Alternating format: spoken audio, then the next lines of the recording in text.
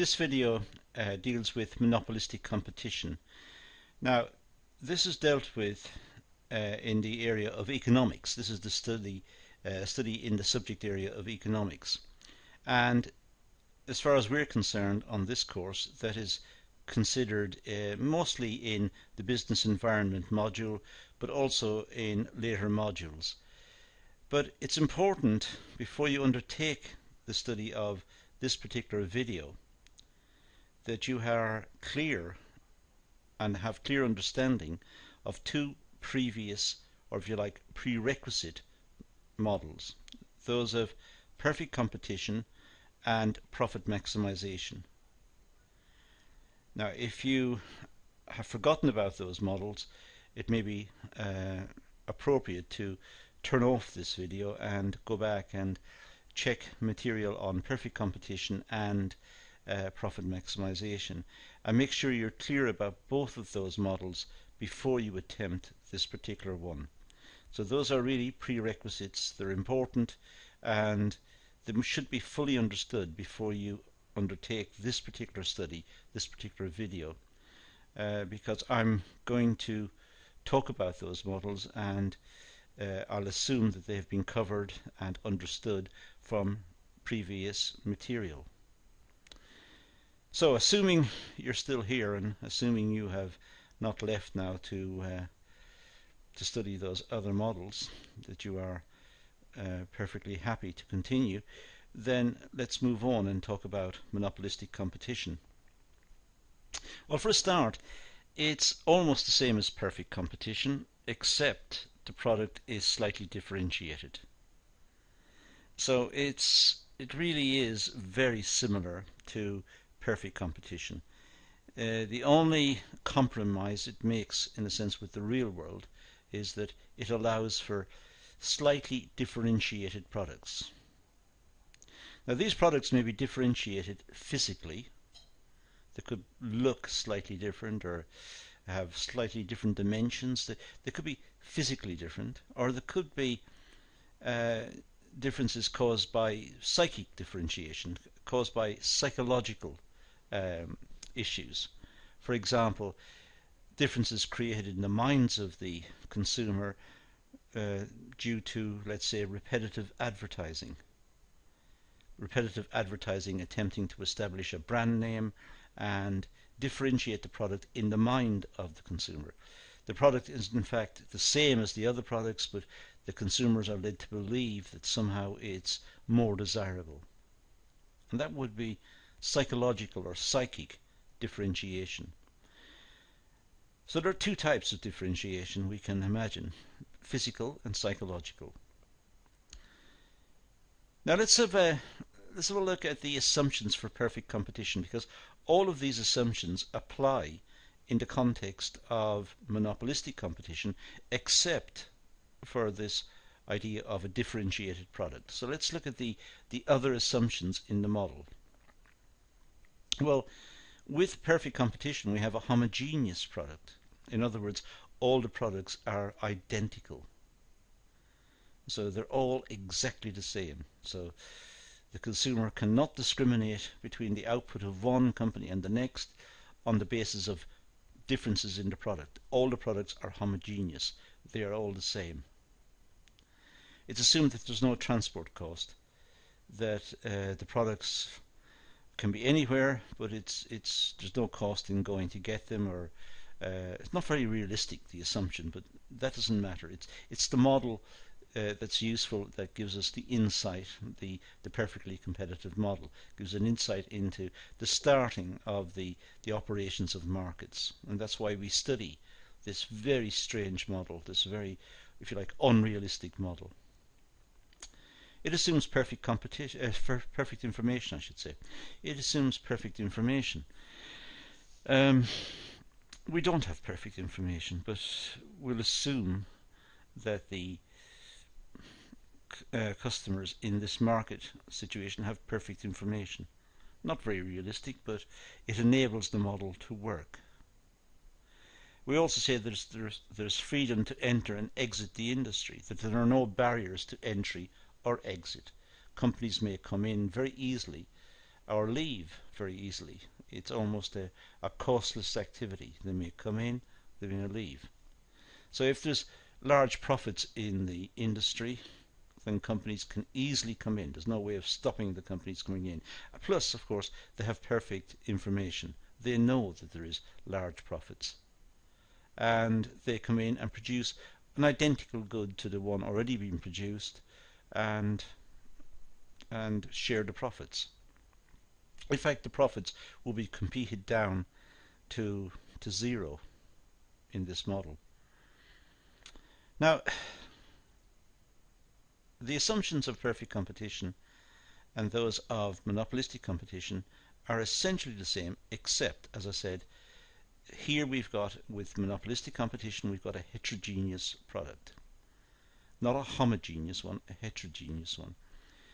So it's a different product. It's differentiated with monopolistic competition. Now, I mentioned before the types of differentiation, but just to look over those again, we could have style changes. That would differentiate the product, where let's say one producer made slight differences to the product, changed the product slightly and put it on the market. That would be a style change, and that would differentiate the product. In essence, the product is the same, it's just a small change perhaps. Could be it changes the brand name. That would lead to be seen in the mind of the customer as perhaps a difference, and it may influence purchases of the product. It's still essentially the same product, it's just a slight difference. Change the trademark. The product in a sense remains the same all the time. It's just these are very cosmetic changes, very small changes, but they may lead to some sort of differentiation. There could be some quality differences, maybe perhaps the perception of quality in the mind of the consumer, which may lead to some differences in their approach to buying the product.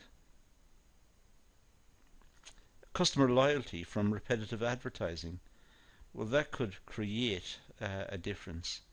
The people believe the product is different. It's actually not different, but they believe it's different because of repetitive advertising. So that's a possibility as well. Advertising can be two types. It can be informative advertising, telling the customer about the technical nature of the product, what the product is made from, the durability, its technical dimensions and attributes. That type of advertising is seen as quite boring advertising for commercial products, for consumer products. Oddly enough, that type of advertising tends to be important in the secondary sector, in the manufacturing sector of the economy, where people are buying machines. They're not too worried about the aesthetics of the machine, they're more worried about its technicalities and what it can do and what it can't do and what are its dimensions and so on. So that type of informative advertising is important in that area. The only real time we get it amongst consumer products is when the consumer product is quite expensive. For example, if we're buying a car, we can look up the specifications for the car, the engine size and the different components that are in the car. Or if you're buying a piece of white kitchenware, perhaps a washing machine, it might talk about different aspects of the washing machine. But by and large, this type of informative advertising does not happen in the consumer product markets. It's more to do with image, persuasive advertising, trying to get people to believe if they buy the product it will enhance their image. So they're trying to persuade them to buy the product. But these are some of the ways in which we can imagine product differentiation to take place. This is the way it could happen. We could differentiate products in those various ways. Now, let's look at a diagram. Here's the demand curve, DD, and we see this particular demand curve is horizontal. It's the individual firm's demand curve under perfect competition. So if you think back to the model on perfect competition, demand curves were horizontal. So the price was fixed, and the producers were price takers. They were not price makers, that to take the price in the market. And that happened because there's such a large number of producers, all making a homogeneous good, all with perfect information. So the individual producers didn't have any power. They simply took the price in the market.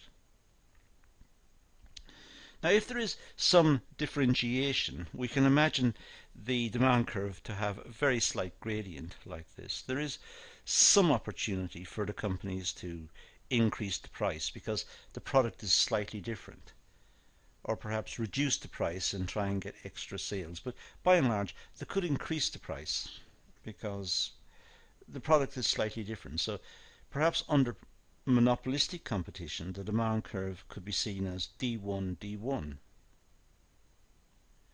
Slightly different. So let's take the demand curve to be D1, D1. Here I've exaggerated the slope of the demand curve, but let's say that's the demand curve under monopolistic competition. In a sense, that's the average revenue curve. And if that's the average revenue curve, then the marginal revenue curve has twice the gradient if the average revenue curve is a straight line. So the marginal revenue curve now has twice the gradient of the average revenue curve, so it would appear like I've drawn it there. Now if we insert in the average cost and marginal costs, we'll get a picture like this. So now the company, the firm, is starting to appear on the diagram. We've got costs and revenue on the diagram. And don't forget, all the companies in the market will have the same cost structure, essentially.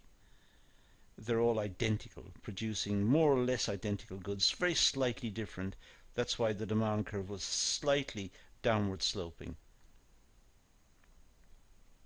Now here we've got a situation where marginal cost cuts marginal revenue.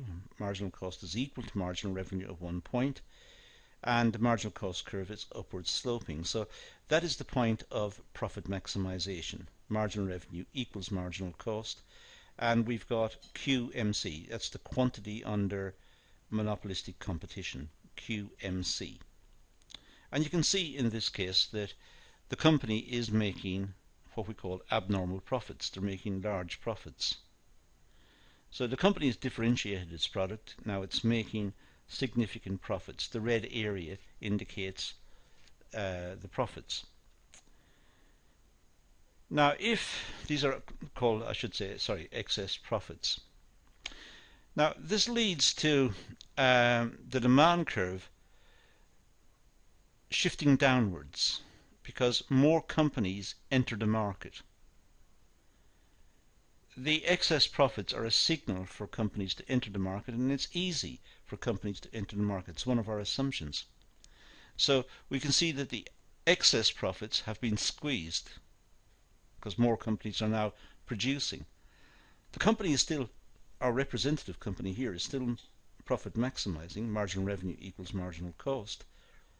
But it's just getting less profit because there are now more companies in the market.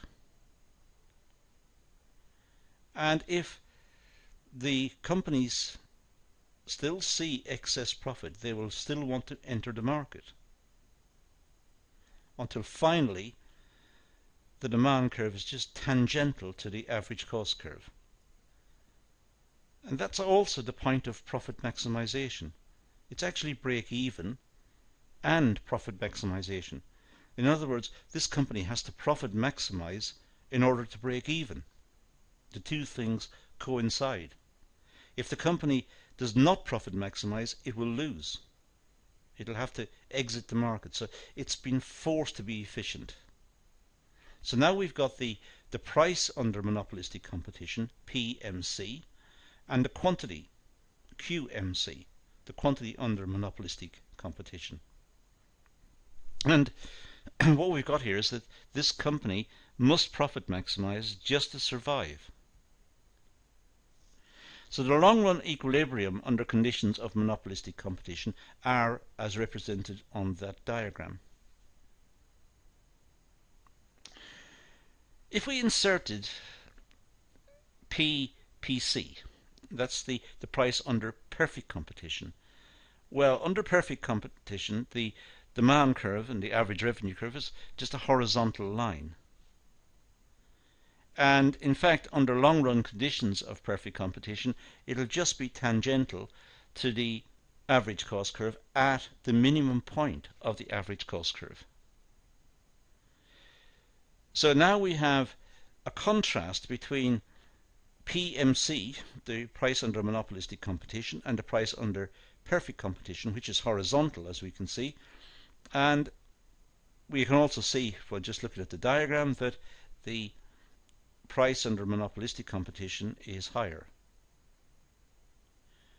It's also the case if we look at the quantities. The quantity under monopolistic competition is less, QMC, is less than the quantity under perfect competition, QPC. So, under monopolistic competition, the consumer would pay more and get less. And therefore, monopolistic competition is inferior to perfect competition. But I suppose that's almost saying the obvious, because perfect competition must be perfect. It's perfect competition. So monopolistic competition, which is illustrated here by the diagram, monopolistic competition is worse for the consumer. The consumer pays more for the product and gets less. However, we must bear in mind that the consumer here is getting a differentiated product. All the products are different. So the consumer may enjoy the fact that there are different products, because as humans we like different products. We don't want everything to be the same. That's boring. So we have different products, but we have to pay more for the privilege, if you like, of having different products, and we also get less of them. So the marginal revenue under monopolistic competition is equal to the marginal cost. That's the point that's indicated with the arrow here. And if we take that up and take it down, it determines the quantity under monopolistic competition and the price under monopolistic competition. And under perfect competition, the marginal revenue is equal to the marginal cost, and that's the minimum point of the average cost curve, as we said earlier. So now we've got the conclusion that the price under monopolistic competition is more than under perfect competition, and the quantity is less. And as I said, that should not surprise us, because we're comparing monopolistic competition with perfect competition, and of course perfect competition must be the best. It's perfect. But that's been cynical to some extent. We can see why the price is higher and the quantity is less, because of the differentiated product. We have to pay for the privilege of having that differentiation. In the long run equilibrium, well, in the long run equilibrium, if we go back to the previous diagram, we see that the demand curve under monopolistic competition is D1, D1, and it's downward sloping, but the degree of difference will erode over time. The companies under monopolistic competition will start to copy each other for all sorts of reasons. They will share the technology, they will understand how to make the product, and they will see what is selling in the market. The suppliers of raw materials will supply essentially the same materials, the products will start to become the same. So eventually monopolistic competition will become perfect competition, and that's the way it will emerge over a long period of time. In the interim period, we could say that's a point of equilibrium, a long run equilibrium, but if you like, this one here could be a very long run equilibrium where the differences may be eroded over time and monopolistic competition sort of fades into perfect competition. And that's it. That's what we've set out to discuss. We've discussed in the video monopolistic competition, what it's meant, differentiation. We've compared it with perfect competition. We've seen that the price is higher and the quantity is less under monopolistic competition, but the consumer gets a differentiated product. And that's all we're going to deal with in this video. So let's leave it at that and say thank you for watching.